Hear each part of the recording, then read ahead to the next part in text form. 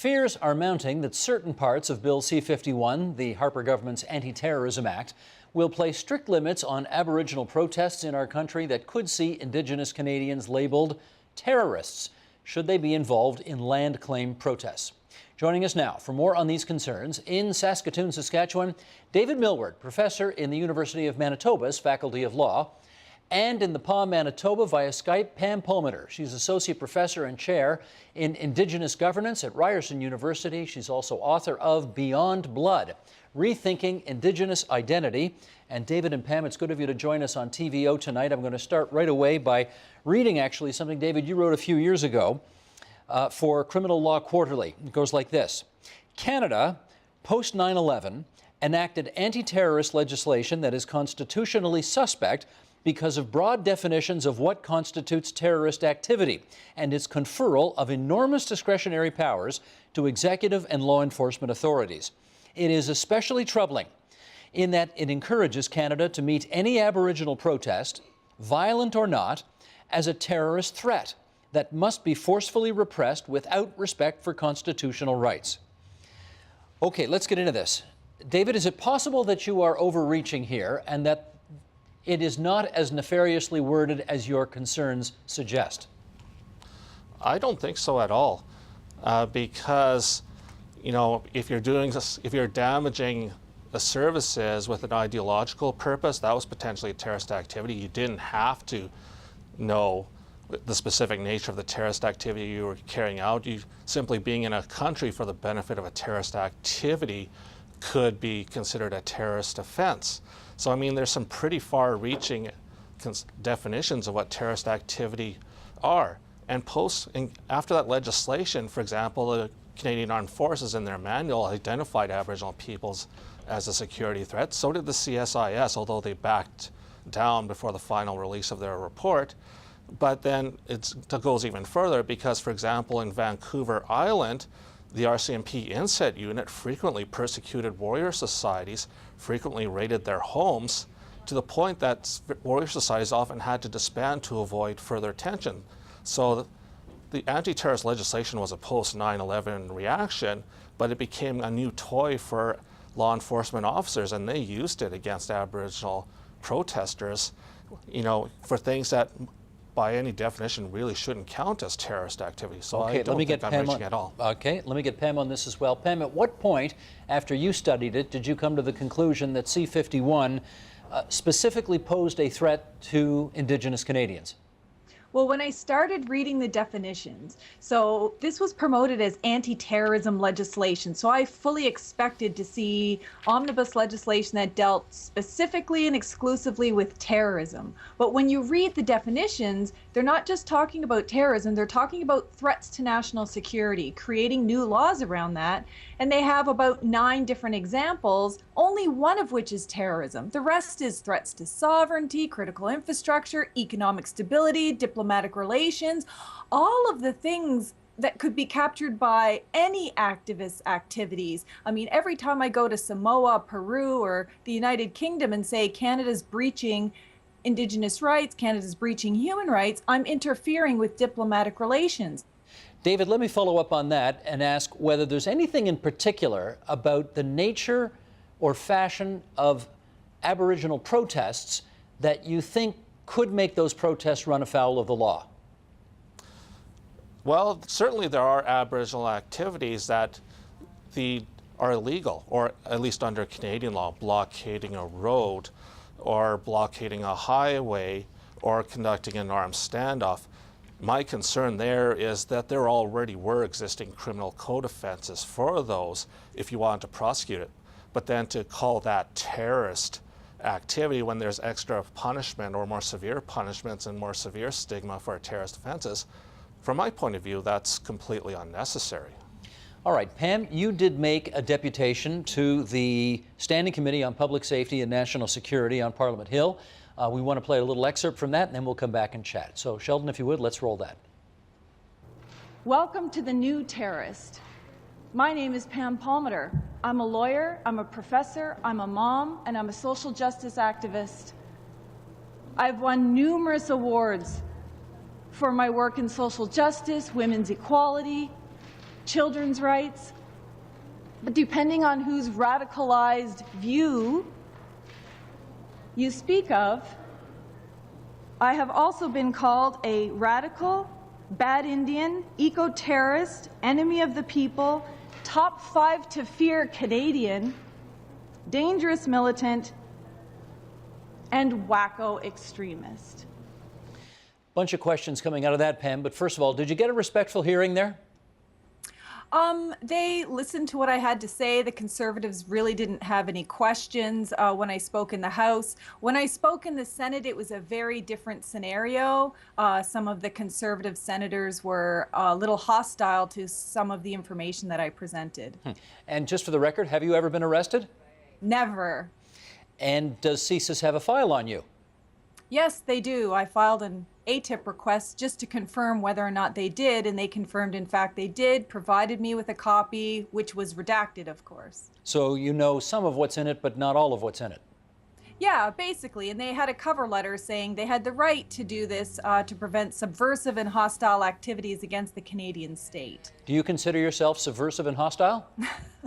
I'm the least subversive person I know. I broadcast my views to the whole world. I use social media, I'm on the media, and I have never, ever advocated harm or ill will to anyone. And in fact, I'm a lawyer. I'm both morally, ethically, and legally bound to uphold the law, which I have always done. What I'm advocating is that Canada uphold the law. Did you ask them, therefore, why they have a file on you? Yes, but there's no response. So they give you very limited information. Sure. David, is this typical, the kind of treatment Pam is receiving at the hands of CSIS? Not surprising. For example, people who set up a blockade a few years ago on an Ontario highway to raise attention for Aboriginal issues, well, there was a police commissioner, Julian Fantino, who did an emergency wiretap on them, even though there's no reason to believe that they were going to be violent.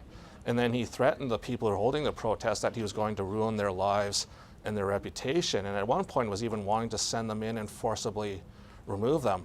So, you know, oh, well, if we bring up a dissent against the government in Ontario, in Ottawa, about what they want to do, well, then you're an enemy of Canada.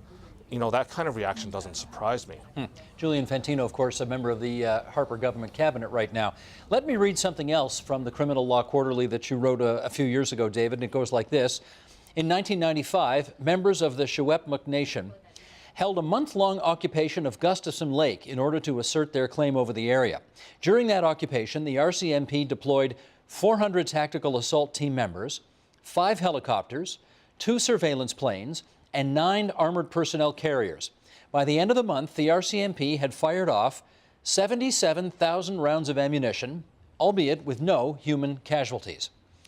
How will C-51, in your view, David, affect how Canadian law enforcement deals in the future with this kind of protest, standoff, call it what you will? Well, it's not. Gustafson Lake was one example of an extreme Canadian response. The other one was Ipperwash Park, where Mike Harris ordered the Ontario Provincial Police to go in and forcibly remove the protesters, and shots were fired, and a protester named Dudley George was killed. Now, the outcome of that Ipperwash protest was the Ipperwash inquiry. And one of their recommendations is when you deal with that kind of situation, you need to use a peaceful negotiation first approach. And using armed force has to be a last resort, even if you anticipate pressing charges against the protesters after the fact. Another concern that I have about anti-terrorist legislation is it just throws that Ipperwash recommendation right out the window. You have our blessing law enforcement authorities to go in and use a force-first approach as a first resort. Understood. Pam, let's get some definitions on the table here. What's preventive detention? Preventive detention. It's another way of saying they can arbitrarily detain you on various suspicions that you're committing terrorist activity. And keep in mind, terrorist activity they're defining is any activity, any person, for any purpose. It can even be a private conversation. It could be material you have on your laptop that's never publicly disseminated, and they can arbitrarily detain you. And we really have to get real about what's happening here. Pretend Bill C-51 doesn't pass, or pass with amendments. For Indigenous peoples, look at what's already happening. Aside from sending in the military, we're overrepresented in prisons. We're overrepresented in deaths in police custody. I mean, we've had maybe 2 deaths from terrorism on Canadian soil, but we have 1,200 murdered and missing Indigenous women. Where's the Bill C-51 for them? We're really talking about an over-exaggerated response to just a fear, not even evidence-based reality. And how would C-51 change the nature of preventive detention as we understand it now? Well, it extends the amount of time that you can hold someone from 3 days to 7 days, for example, and it does allow certain kinds of torture. So they have limits in the legislation. You know, you can't do anything to interfere with sexual integrity. You obviously can't kill the person, but there's a whole range of torture for a week long could get anybody to admit anything, especially when you're talking about regular Canadian citizens. And this is what the focus is here. I don't want to get too macabre here, but I do want to have a better understanding of that. Would waterboarding be considered appropriate under this new interpretation?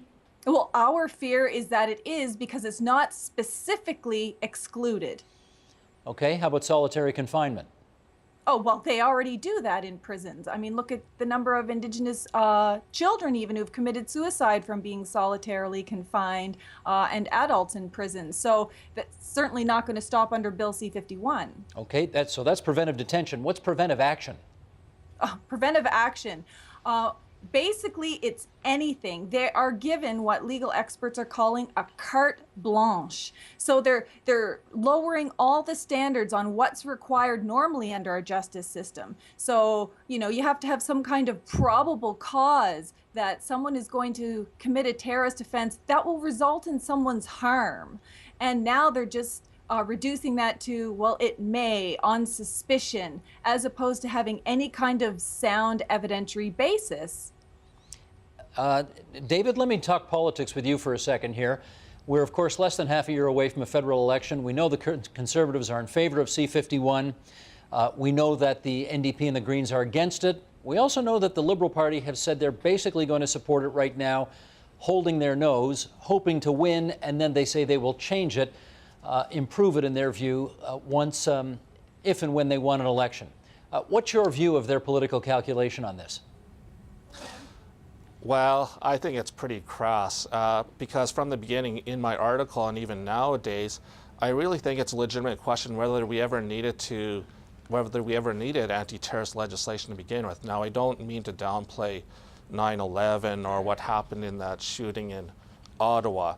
You know, I don't wish that on anyone, but the fact of the matter is that Canadian constitutional law already recognized exceptions for public emergency safety. So CSIS would forward information to the RCMP. RCMP would say, oh, we have to deal with this. We don't have enough time to get a warrant. We have to go in. And then afterwards, they would have to justify it to a judge afterwards. There were already recognized exceptions that accommodated those kind of concerns. In that light, I just don't see anti-terrorist legislation as necessary. And to do so, it basically embraces throwing away freedoms for the sake of some sort of false sense of security.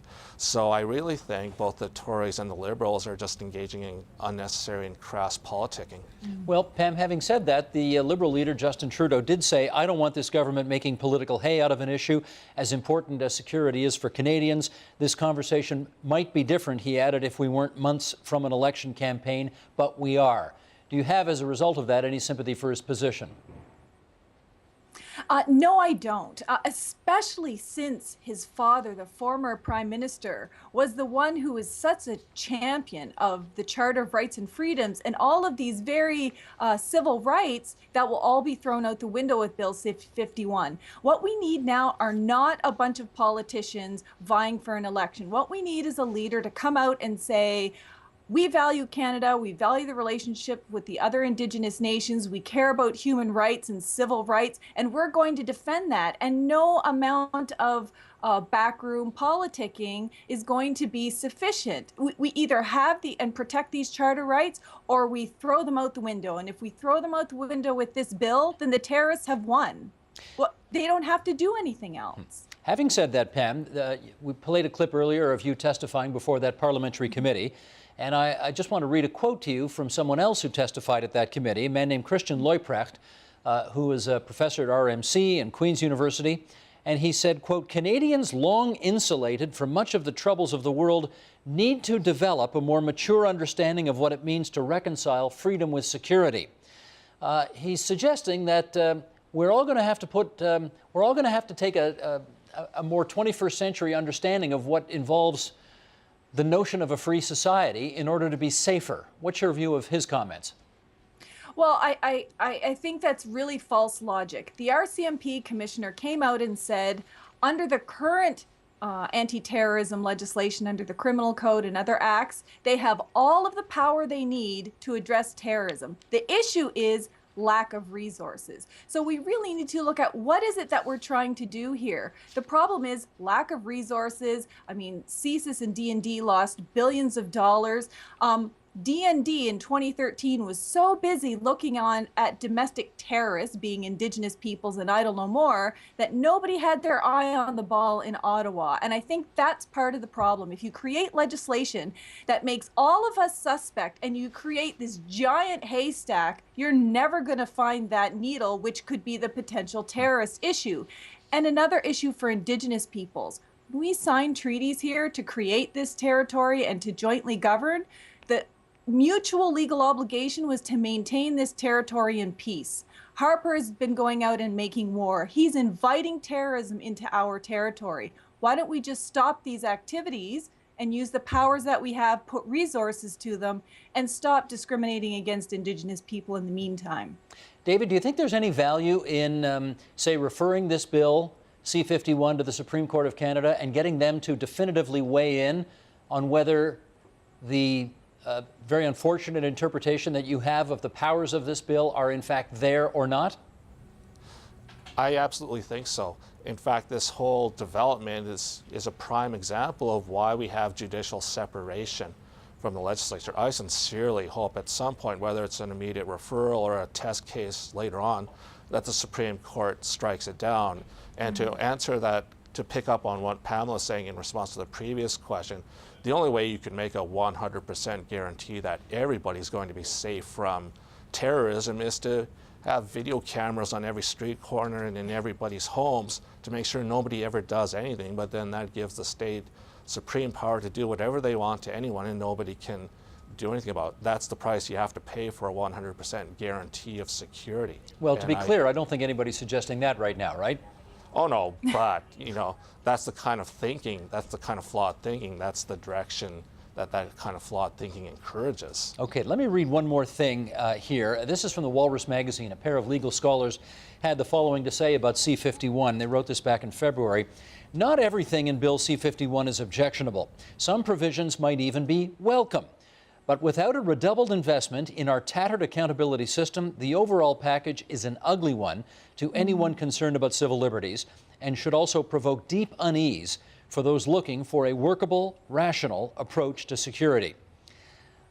David, I guess C-51 could have been made more acceptable to you and the rest of the legal community by involving the Privacy Commissioner potentially in its construction. To your knowledge, was any consultation with the Privacy Secretary done? And if not, is it too late? As far as I'm aware, and as far as I've heard, there was no consultation with the Privacy Commissioner, and it doesn't surprise me because they had a pretty good idea what he was going to say, and that is, you don't need this, and this is going to involve a higher price than it's worth. But then it's not surprising, given that the Tory government also recently sacked Howard Sabers because he criticized how they were running the correctional system. So this Tory government doesn't like being second-guessed. Well, just because words are important here, I'm not sure they sacked him. His contract ran out and they're not renewing it, right? Yeah. Okay. I mean, it may amount to the same thing, but just so we're clear on that. Oh yeah, for sure. Pam, let me get your response on the issue of what do you think? I mean, you've made clear what your position is on the potential negative ramifications of C-51. The government disagrees and is keeping the bill as is for the moment anyway. What do you think their motivation is here? Well, I think the motivation is clearly economic and political. We don't have a massive terrorist threat ongoing to the extent that the United States does or other countries do. Terrorism is now a worldwide threat, but it's not to the stage that requires this kind of overreaction. And if you notice the focus on what leading up to this bill, so the speeches from the throne, the budget speeches, all of these things kept talking about preventing domestic people from interfering with infrastructure and the economy. And that message was repeated over and over and over and over again.